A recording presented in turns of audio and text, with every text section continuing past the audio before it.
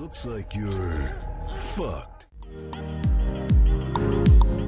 What's going on, guys? It's Will Fulmer from My Mama's Basement 6.4. I already have episode 13 up, and that's the great prize giveaway. I will let it go as long as it can. If no one bites on it, I'll just keep the stuff and keep trying. I never have found that vein for YouTube, but I do it because I love it, and it's a great hobby. So guess what, guys? You've seen the beginning, you've seen the table of contents. This is going into episode 14. Now, 14, I haven't figured out. I don't know if I want to give something away. I said at the beginning and the end. I don't know. It depends at the end of the video how I feel, because I have a pretty decent anime collection. I might get some animes away. So sit back, guys. Enjoy My Mama's Basement 6.4, episode 14.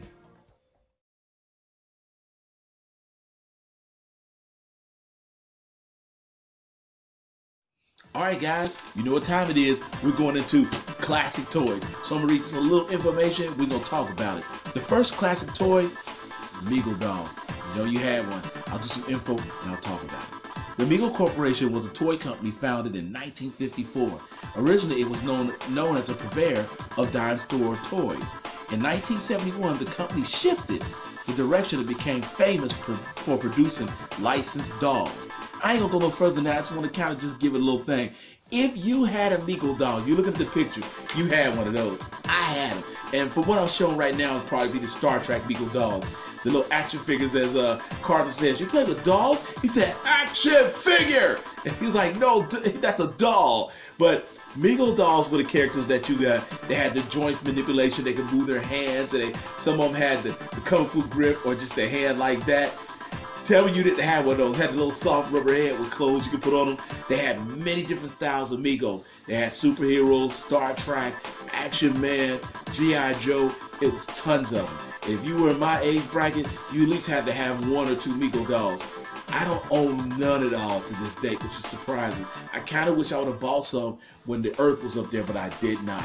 So if you had a Meagle doll, you my age, you know what I'm talking about. You could the boys all kinds of poses. They could do all kind of stuff. You can fight with them, put them in chokeholds.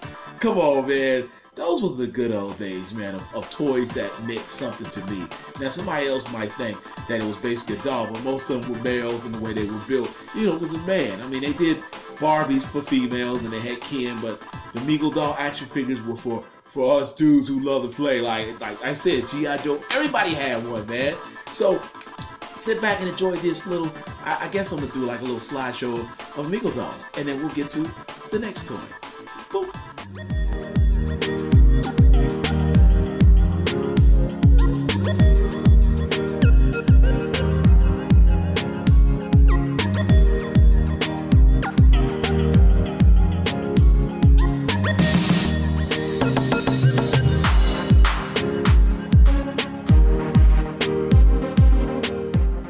Alright, guys, what's going on? We are back again. The second classic toy, GoBots. That's right, I said it, GoBots. A lot of people may not like GoBots, but I did. Let's do some info. Let's talk about it. GoBots was a line of transforming robot toys produced by Toka, which I swore it was Tonka, but it's Toka, from 1983 to 87, similar to Hasbro's Transformer. Although initially separate, the competing line of toys, Toka's GoBots, which I keep thinking is Tonka, but it's Toka. Toka's GoBots became intellectual property of Hasbro. I didn't know that. Now, just to let you know, you think they ain't worth nothing. A Leader 1 in the box is going for $675. I had GoBots. My mother got me a couple of them.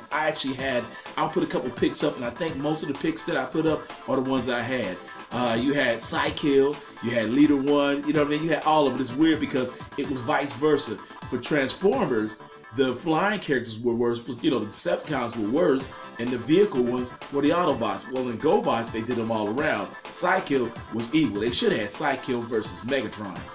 How come that's never happened? I wonder. And Starscream versus Leader 1. I don't know, I'm just kidding.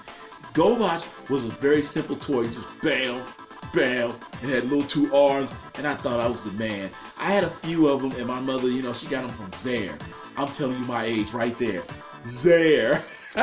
It was actually fun to get these things, and you know, I think back, I wish I had some of them, but even in the Earth, I didn't see no GoBots. They're very rare. They're almost like the muscles. I'll talk about those on another episode. If you have never owned these, and you had, if you never owned them, you're missing it. But if you owned them, let me know in the comments that you owned them. Tell me how much fun they were, because those are the days we ain't never getting back again, guys. You know, guys and gals, this is what we never getting back. But I just wanted to bring those to your attention, the GoBots. All right, guys, to the next segment.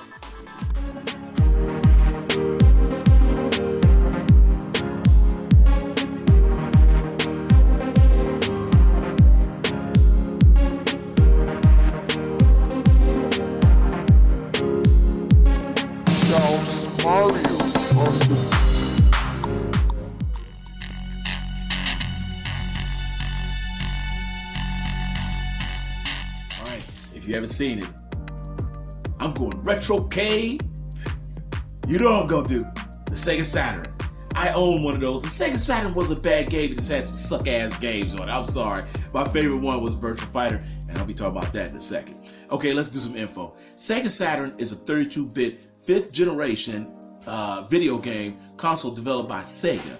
It was released November the 22nd, 1994 in Japan, and that was in Japan. May the 11th, 95, North America. Okay, so let's talk about this. I don't know everything about a Sega Saturn. I only got it to play what? Virtua Fighter, and I did play Myst, and we'll be talking about that one too, because that's the game I'm talking about. But Virtua Fighter was one of my favorite games on that system. It was beautiful. Oh man, it was a bunch of, I think it was like, I played Virtua Fighter all the time, but they had a couple other ones on there, like I think Battle Schools or something like that. I don't remember. Characters that were on rollerblades. I hated the game, but Virtua Fighter was the one I played. Basically, that's the only reason I had that system, was just for Virtua Fighter. And sorry, one of those guys is getting the Poo-Poo Hat Award, but that was the system I had. That's the system I loved. I hate I got rid of it. I wish I kept it just for that. I mean, just that game. Virtua Fighter 1 was blocky, but 2 was beautiful. 3 came on the Dreamcast, if I'm not mistaken, and I hated that one. I played it a little bit, but it just didn't have that feel like 2. 2 had the feel. It wasn't no button cruncher. You had to do the move. Bow, bow. It wasn't nothing like Killer Instinct. Ultra Combo or Mortal Kombat. Get over here. I hated those 2 games. I hated those 2 games. I'm sorry. I hated them with a passion. I like games where you had to go back and you had to fight. Some people used to just cheese me and just fire the buttons. I'm like, I used to hate that. Like, nah, bruh, let's fight for real. Anybody can crunch buttons. But I'm going in a tirade here. I had a Sega Saturn and I loved it, and I hope you did. And if you did, let me know you had it and tell me you played Virtua Fighter 2. All right, guys, to the next segment.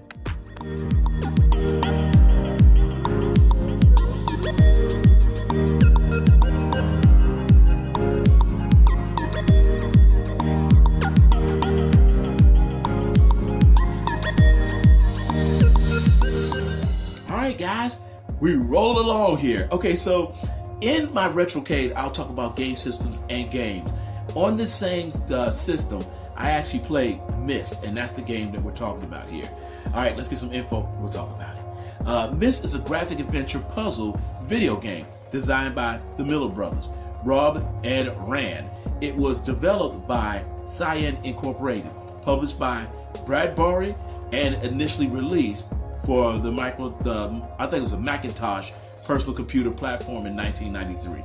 Now, excuse me. I know a lot of people will say they hated Myst. It kind of did suck its own butthole, but it still was a playable game if you had nothing to do. Kind of like a puzzle game, like playing a puzzle game on TV. I don't think it was too bad. My wife loved it. She loved it that much that I just didn't care about it. But years later, she actually got Myst, Riven 2 and Riven 3, whichever. She's got all 3 of them. She bought them off of eBay, and we actually been messing around playing with them, which is funny because now you just go to YouTube and just figure all the puzzles out. And I know it takes away from it, but I wanted to finish it, so I did it anyway. Myst was one of those games that were before its time. It was a computer game. A lot of people hated it, but I wished, I don't know, I need to do some info, research. If they did it more of where you can move a character around instead of that pointing the finger was like here, here, here, here, here, and you just flip switches, I think the game would have did even better if they revamped I don't know what happened to the system, the game itself, but I might do some more research. But for now, I just wanted to do a review on it. I mean, I played Myst. If you played it, let me know you did. Hit a comment up and say, yeah, man, I played it. It sucked ass, but it still was worth playing. Because there's a lot of suck-ass games out there, and I'm probably going to make a new segment called That Game Suck Ass. I probably will. I don't know. All right, guys, I'm going to move to the next segment because I just wanted to talk about that. All right, let's go, guys. All right, guys, we have a segment. Last time I just did a little thing and put it up. This one I got to talk about. The character who gets the poo-poo hat award today is Cage Maru. I love playing the ninja on Virtua Fighter 2, but I hate it when other people played it. Cage Maru has some really good moves, but everybody used to just go. That's all they did. No one did the sidestep, the trip, the flip, the sidestep, fall down, kick, trip, the reverse back kick low, reverse kick back high. I mean, he had some really decent moves. If you just took your time, you had fun doing it. Judo flip, punch, leg, Tommy to the face. I used to love playing with him, but man, he gets the poo-poo hat because people who played me with him just fired the buttons up like this. So let's move on from the poo-poo hat to the next one. All right, guys, we have a segment. Last time I just did a little thing and put it up. But this one I got to talk about. The character who gets the poo-poo hat award today is Cage Maru. I love playing the ninja on Virtua Fighter 2, but I hate it when other people played it. Cage Maru has some really good moves, but everybody used to just go. That's all they did. No one did the sidestep, the trip, the flip, the sidestep, fall down, kick, trip, the reverse back kick low, reverse kick back. Outside of Raised in Arizona. But outside of that, he's played in some other films that I had like Knowing was a good one. I watched that and was like, okay, I'll give him a little bit. But let me tell you something. Nicolas Cage, if you're looking at this, Mandy was the shit. Color Out of Space is the shit. If you're not into the H.P. Lovecraft style films, and I swear that film tastes more like a H.P. Lovecraft film, but this one really tastes like it. And when you see the movie, you understand why it's called Color Out of Space. Information guy time, guys. Okay, American science fiction cosmic horror film directed and co-written by Richard Stanley. It's based on the short story The Color Out of Space by H.P. Lovecraft. It is Nicolas Cage, Jolie Richardson, Madeline Arthur, Karnak Clinker, I can't even say that name, and Tommy Chung. That's right. You know what I'm talking about, Tommy Chung. I was tripping when I saw that. This is Stanley's first feature film directed since the fire of the island of Dr. Monroe.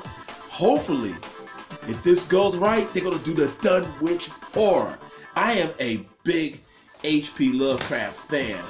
If someone can make movies, there's actually one movie that I was actually trying to get connected with and I wanted to be in it, but when this all popped off, it just kind of went away. If they make this, I'm gonna do something. Watch, I'm gonna try something. But I would love me and my partner to make, an H.P. Lovecraft style film. Unfortunately, it is the way it is. I don't think it ever happened. I think either I need to start filming one and just do a little short, close, circuit one, because I love H.P. Lovecraft films. If you haven't seen this movie, check it out. It's hard to put in words, but it's just that freaky, crazy, cosmic horror style movie.